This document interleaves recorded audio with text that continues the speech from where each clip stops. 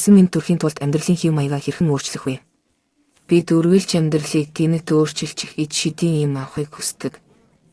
Гэхдээ ийм зүйл байхгүй. Бүх зүйлийн гол нь аажмаар алхмаар амьдралын хэв маягаа илүү эрүүл болгон өөрчлөх явдал юм. За ямар алхмууд эрүүл жирэмслэлтэнд бэлтгэхэд тусалдаг вэ? Юуны өмнө бид амьдралдаа юу ашигтай, юу нь хор хөнөөлтөй болохыг ойлгох хэрэгтэй. Энэ нь хүн бүрт өөр байдаг. Хортой зуршлуудыг багасгах, тааламжгүй, хортой хүмүүстэй харилцаа болох, архаг өвчнөө эмчлэх хэрэгтэй. Эрүүл унтах, сэрэх хэмнэлийг бий болгоно. Хоёрдугаарт, хоолны дэглэмээ шинжилж эхэлнэ. Хэд хоногийн турш идсэн бүхнээ жагсаалтад тэмдэглэж, дараа нь уураг, өөх тос, нүүрс ус хангалттай хэрэглэж байгаа эсхийг шалгана. Хооллох бүрийн өмнө одоо энд яг юуг сайжруулж болох вэ гэж бодно.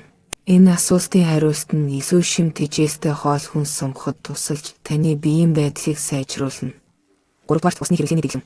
Шингэний хэмжээг тооцоолох ойролцоо том яв байдаг. Таны биеийн шингийн нэгдэх тутамд 30 ус ногдно. Хэрвээ та 60 кг-тэй бол 61 30-аар үржүүлээд өдөрт 1 8 литр шингэн уух хэрэгтэй. Хэрвээ та 60 кг-тэй бол 61 30-аар үржүүлээд өдөрт 1 цэг 8 литр шингэн уух хэрэгтэй. Мэдээж энэ нь ус. Гэхдээ энгийн усыг ийм хэмжээтэйгээр уухад хүн бүрийн хувьд хялбар биш. Түүнийг компот, зөөлөн ундаа, шин шахсан шүүс, ус, рашаантай хольж, бусад төрлийн ундаагаар төрөлжүүлж болно. 4-дүгээрт биеийн идэвхтэй байдлыг сайжруулах хэрэгтэй.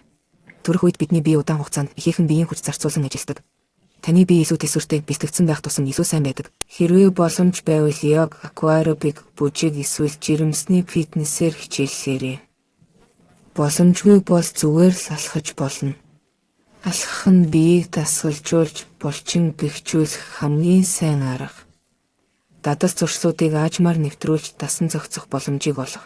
Учир нь эдгээр нь танд эрүүл жирэмсэн болох, амархан төрөх боломжийг нэмэгдүүлэхэд туслана.